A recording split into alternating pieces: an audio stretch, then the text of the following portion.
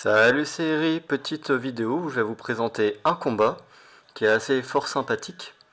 Et comme ça je vous montre aussi une petite évolution de l'équipe de la dernière vidéo où j'ai juste changé le Zamodas qui avait le crackler. Comme ça j'en ai fait un Kra. En fait j'en avais marre de bulles à 5 PO fixe parce que j'ai pas les diagonales en fait. Pour avoir les diagonales faut taper à 2, 4, 6 mais juste 5 ça suffit pas. Donc avec le petit œil de lynx, je vais pouvoir choper les diagonales, ce sera plus simple pour placer les bulles, parce que j'en plaçais jamais. Et puis comme ça, dans ce combat, vous allez voir beaucoup de bulles, donc c'est cool. Sinon, il a flèche magique pour taper, ça c'est classique. Et puis comme j'ai perdu le crackler, je me dis qu'en anti-rush, flèche glacée sera pas trop mal. Donc je teste comme ça, là j'ai fait quelques combats, ça marche plutôt pas mal. Même si l'absence du crackler se fait ressentir. Mais je suis un peu plus menaçant à distance, et puis j'ai toujours la glacée qui marche bien, surtout avec Guigne. Et puis comme ça, je peux toujours retirer les PM comme avec le crackler, enfin bref. C'est une variante. C'est pas mieux, mais c'est pas moins bien, je pense. Et j'affronte une équipe one shot à distance. Donc vous avez... Hop. Donc les deux roublards sont exactement pareils avec le soin, mais sinon vous avez le placeur en tant que sacrieur. Avec un petit sacrifice qui fonctionne bien avec les roublards, vous allez voir. L'attirance même en 6 PA, ça fout la pression. Le panda qui est très classique en 7 PA avec bambou, panda attaque pour taper très fort et puis pour augmenter les dégâts de son équipe. Donc les deux roublards comme je vous ai dit, feinte et pulsar. Donc vraiment très très fort, ça tape extrêmement fort à 5 PO voire 6 avec l'œil de lynx du Kra que je vais présenter. Donc le Kra c'est vraiment très classique. Magique pour taper, œil de lynx pour augmenter la PO, taupe et tourmente pour retirer de la PO. Donc vivement la réduction de ces sorts là parce que là on n'en peut plus. Et tir tranquillisant qui permet d'immobiliser une cible, donc ça c'est très fort aussi. Et donc il va faire des grosses pulsars à 6 PO, sous coup de bambou, sous feinte offensive. Vous allez voir ça tape rudement fort. Mais on va pas se laisser abattre et on va lancer le combat. Donc c'est un replay bien sûr que je commente après coup. Comme je vous ai dit, j'ai vraiment du mal à jouer et à commenter en même temps. D'ailleurs, petite précision, le CRA par rapport à l'Osamodas me fait jouer une initiative vraiment très serrée. Donc ça me permet de jouer à 5 d'écart tous mes personnages en initiative, c'est-à-dire que je vais rarement être coupé et moi j'aime bien quand ça suit pour les combos. Donc on va voir ça. Comme je vous ai dit, je vais essayer de profiter des bulles. Bulle là va être très très très avantageux. Déjà sur cette map, il n'y a pas beaucoup d'obstacles qui cachent la ligne de vue. Il y a pas mal d'obstacles qui bloquent le chemin mais pas la ligne de vue. Donc on peut en profiter de notre côté, même si on va se prendre des taupes en permanence parce qu'on peut pas trop se cacher non plus. Mais grâce à Bulle, les taupes, on s'en fiche un peu. Les petits raids PO. Donc pour l'instant on se regarde un peu dans le blanc des yeux, mais alors moi je lance pas tout de suite l'offensive, mais je vais pouvoir faire une petite guigne, je crois que sur un de ces personnages. Faut pas oublier que Guigne ça a quand même 7 PO de base. Donc même s'il a fait une petite tourmente, il y a moyen que j'ai mis le lynx. Non même pas, mais bon je vais pouvoir faire le lynx ce tour-ci. Ah non, je préfère le faire sur le Feka. Donc vous voyez j'ai debuff mon Feka avec mot de jouvence. Faut pas oublier que le debuff on peut le faire sur nous-mêmes. Et comme ça j'ai debuff la tourmente visuelle. Et comme ça avec lynx, et je me remets à 6 PO pour la bulle. Si j'avais encore la tourmente visuelle, je pourrais pas faire des bulles à 6 PO même avec lynx, bien sûr. Donc lui il peut me taper un petit coup avec pan d'attaque, mais grâce au shampoo je résiste pas trop mal. En plus je vais profiter de la casse soin pour reprendre des PV. Lui il peut me retirer de la PO. Bon sur les K-flips c'est pas trop grave. N'oubliez pas que je suis de face, là, toujours les replays qui prennent pas trop en considération les orientations. Et donc là je vais commencer à faire mes petites bulles à 6 PO, donc je me place avec le sacrieur. On fait gaffe à pas offrir trop de lignes pour les attirances. Et voilà, je tape deux fois du 10. Alors j'ai pas trop de chance, parce que 20% de 9 c'est 1,8. Et normalement j'ai plus de chances de taper du 11 que du 10. Mais bon, c'est quand même des bons dégâts à distance, on va pas se plaindre. Et c'est pas ces 2 dégâts qui vont changer quoi que ce soit en début de partie, hein. Lui, il peut se soigner avec ses 2 roublards. D'ailleurs, si vous êtes intéressé, ce genre d'équipe là, c'est ce que je jouais à l'époque. Moi j'avais un Osamodas à la place du roublard, donc je vais profiter un peu du début de combat où il n'y a pas grand chose qui se passe pour expliquer. Je jouais l'Osamodas à la place d'un des roublards avec un crackler, corbeau, fouet, et puis une Célestine bien sûr. Ça marchait très bien, moi je préférais le crack parce que ça permettait d'avoir un anti-rush assez sympathique, sachant que les personnages de son équipe sont quand même très très fragiles. Mais de roublard ça marche très très bien, d'ailleurs il y a une personne, Lucy, qui a réussi à monter, je crois, au niveau 24, peut-être 25 si je me trompe. Mais je pense que c'est 24 avec cette compo-là précisément. Donc c'est que ça marche très très fort, il n'y a pas de souci. Pas facile à jouer parce que ça reste fragile, mais bon, si vous gérez bien, vous avez de lynx, vous avez des gros pulsars à 6 PO et vous êtes assez tranquille. Surtout que vous retirez de la PO aux adversaires. Et j'ai fait un petit tuto de ce genre d'équipe sur le Discord si vous préférez voir, hein. J'ai mis mon nom dans l'équipe, hein. Donc comme ça, vous pouvez retrouver facilement si vous cherchez. Sauf que moi j'ai mis bien sûr mon équipe à moi avec l'Osamodas à la place d'un roublard. Donc moi j'avance, hein, je profite du bond du félin pour me replacer, pour me placer au centre. Je prends un peu les cases, vous voyez au centre. Franchement sur cette map les cases sont quand même assez fortes. Donc on en profite. On peut prendre les cases PA, on peut prendre les cases résistance, les cases PV, comme ça on peut se re-soigner. Et alors lui, il peut commencer un peu les hostilités à distance. Vous voyez que sa team, elle tape de très loin, hein. Point d'attaque, c'est 5 de base, plus 1 avec la portée de la zone. Et vous pouvez rajouter 1 avec l'œil de lynx. Donc vous pouvez taper jusqu'à 7 PO pour point d'attaque. Magique, vous pouvez aller jusqu'à 6 avec lynx. Pareil avec les pulsars, vous pouvez aller jusqu'à 6. Donc bon, moi j'ai de la chance, j'ai un Eniripsa qui soigne très bien. Donc on en profite. Comme d'hab, bulle, hein, voilà, vous voyez que je peux taper du 11. Du 11 de face, 11 x 2, 22. Ça tape vraiment très loin. Et puis comme je vous ai dit, hein, bulle, ça a que 5 PO de base. Vous voyez en haut à droite 5. Et c'est pas genre 1 à 5, non, c'est juste 5. Ça veut dire que ça peut pas être en dessous de 5. Donc on en profite, on n'est pas trop sensible au retrait PO. Donc comme d'hab, moi je prépare mon avancée, je fais des guines pour me protéger.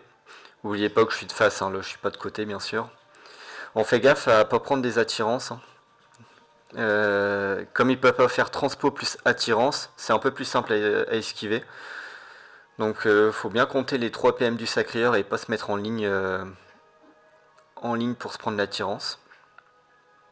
Voilà, grâce à la guigne, il peut pas faire guigne plus une panda, enfin guigne, il peut pas faire coup de bambou plus pan d'attaque là par exemple en zone. Bon, il aurait pu faire pan d'attaque sans faire le coup de bambou bien sûr et profiter de la zone.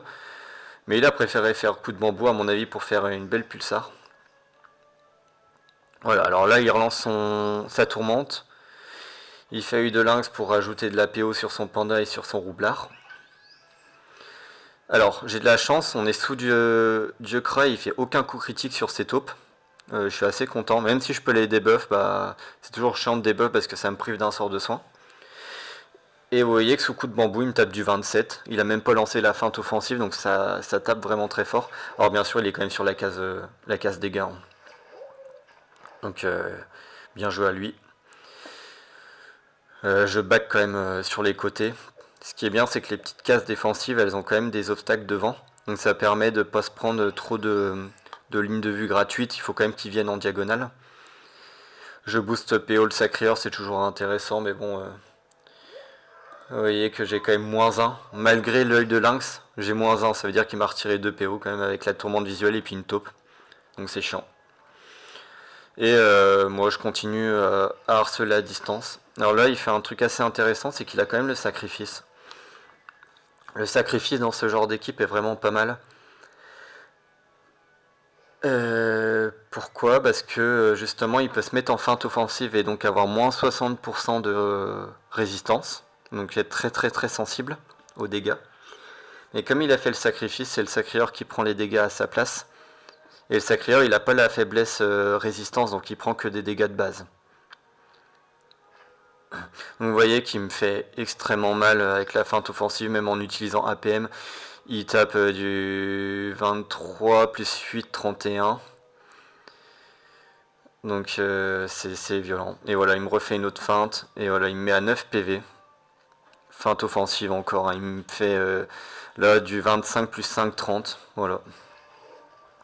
Alors, vous n'oubliez pas que sur cette version, Pulsar est encore un peu buggé.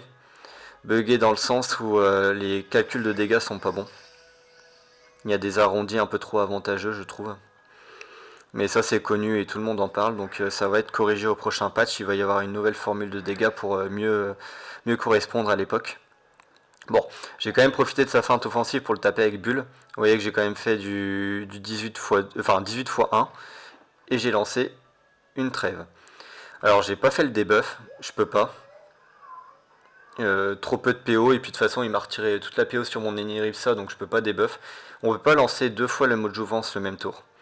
Donc j'ai fait une guine sur son sacrieur, j'ai fait une flèche glacée, ça veut dire qu'il peut faire aucune action du tour. Donc ça m'a mis super bien. Je pense qu'il avait pas vu, il voulait m'isoler. Mais avec la guigne et le retrait PA de la flèche glacée, il peut faire aucune action. Parce que je le mets à 5 PA et puis la prochaine action est un échec critique, donc il passe à 2 PA. Et il a aucun sort disponible à 2 PA. Donc voilà, ça avance son sacrieur. Et là je me dis que j'ai une fenêtre, j'ai une ouverture, faut que j'y aille. Comme j'ai la PO sur mon sacrieur, j'isole. Alors bien sûr je fais pas de dégâts avec le sacrieur parce qu'il y a encore la trêve, mais autour de mon Feka il n'y a plus la trêve. Et donc bah je rebalance tous les dégâts. Bon je refais encore 10 dégâts, j'ai vraiment beaucoup de chance de faire 11, c'est dommage. Un petit dégât ça peut changer sur le one shot, mais j'ai l'arc de l'Eniripsa qui permet de rajouter 13 dégâts. Avec le crash, je me dis que je vais foncer dans le dos pour rajouter des dégâts, pour faire 10 x 2. Parce que si je suis de côté ou de face et que je fais trop peu de dégâts, peut-être qu'avec les esprits félins, j'aurais pas pu finir. Comme c'est assez RNG. Mais là, avec les esprits félins, je peux finir. Donc c'est top. C'est top. Alors, il tente pas l'esquive pour me finir mon Eka Flip. Et vous allez voir la puissance de son équipe. Regardez. Boum. Il m'a fait juste un coup de bambou, point d'attaque. Il m'a fait une pulsar qui est même pas sous feinte offensive du 27. Je crois hein, qu'il est pas sous feinte offensive. Non. Il rajoute une flèche magique, là il a la diagonale. Je pense que je me suis mal placé, c'est dommage.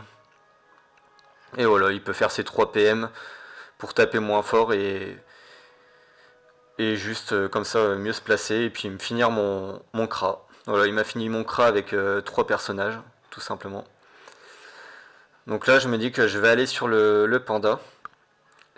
Si j'avais réussi l'esquive, j'aurais pu retirer les K-flips de ma ligne de vue. Mais bon, bah, il avait beaucoup de chance de me tacler parce qu'il a fait la stabilisation de groupe. Donc ça lui rajoutait 20% de tacle, donc il passait à 60% de tacle. Mais c'est pas grave. Tant que j'ai la fascination pour lui faire passer son tour, moi ça me va. Et là, il va tout donner sur le sacrieur. Donc là, il a pas la feinte offensive, donc ça tape du 18, ça c'est normal. 2 magiques, là j'ai encore de la chance, il fait pas de coup critique sur le plus 25%. Sur Pulsar ça rajoute pas beaucoup de dégâts, mais sur les magiques ça rajoute beaucoup de dégâts, donc faut faire gaffe. Mais il me reste 26 PV, je vais pouvoir back. Donc comment on back, bah, on prend la casse-pique, on fait une transpo, comme j'ai tous mes PO. S'il avait mieux joué, en fait, il aurait dû me faire un petit raid PO et tant pis, taper une fois de moins. Mais bon, il a préféré me taper, donc j'en profite pour back. On prend un casse-pique, c'est pas grave parce qu'on peut quand même taper et se safe derrière. Comme il a pu son placeur, là, c'est assez facile d'esquiver ses dégâts. Enfin, assez facile, non. Mais, c'est plus simple, on va dire.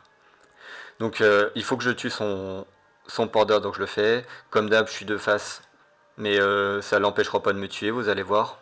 Même avec ma petite coiffe résistance. C'est pas un Clint. Si j'avais un Clint, ça aurait été... bon, j'aurais pas résisté non plus, hein, je pense. Le gros pulsar qui arrive. Boum. et mon Nekamer. Donc on a chacun trade 2 personnages. Moi par contre j'ai beaucoup moins de PV. J'ai moins de PV mais j'ai du soin. Là la petite carte moins 1 PO qui va me permettre de me safe un peu plus. Parce que comme je vous dis, mon Feka peut toujours faire des bulles. Mais lui par contre il subit le moins 1 PO. Donc il est sous fin de défensive donc je tape beaucoup moins fort. C'est normal. Et puis là, il faut que je me resoigne, hein. Même si je le soigne lui, il faut que je me safe, donc je fais un petit altruisme. Comme dans la vidéo précédente, je vous dis que l'altruisme, ça permet de soigner même en étant à distance, donc on en profite. Il fait une feinte défensive encore sur l'autre. Alors lui, il fait encore tout son toin-toin pour retirer de la PO, hein. Ce qui est abusément fort, mais bon. Moi, je suis un peu tranquille vis-à-vis de ça. Alors je sais pas pourquoi je mets sur la case PA, mais ok. Là il y a un truc à anticiper, c'est le plus 1 PA qui arrive le tour suivant. Regardez bien les cartes, hein, qui arrivent après. Alors là je fais un gros altruisme sous la DS et ça, et puis la petite case qui rajoute encore du soin en plus. Et donc je vous dis, on profitera de la carte plus 1 PA après, vous allez voir. Je vais faire un bon move, même s'il me tranquille. On va pouvoir faire quelque chose de sympa, vous allez voir.